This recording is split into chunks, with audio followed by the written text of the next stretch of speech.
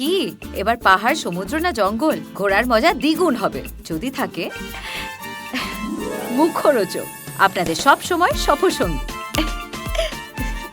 মুখরোচক। আপনাদের ভালোবাসায় জড়িয়ে ৭৫ বছর পেরিয়ে দেব বনাম স্বরূপ বিশ্বাস দ্বন্দ্বের কথা যেখানে তুঙ্গে, সেখানেই বড়সড় বিস্ফোরণ হলো বলা যেতে পারে টলিউডের অন্দরমহলে।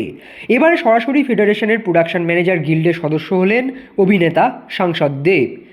প্রযোজক এবং অভিনেতা হবার দরুন দেব ফেডারেশনের অন্তর্ভুক্ত ছিলেন না, কিন্তু এবার এই পদ পাওয়ায় টলিউড যাদের অঙ্গুলি হেলনে চলে, পরোক্ষে তাদেরই অ্যাসোসিয়েশনের সদস্য হলেন দেব।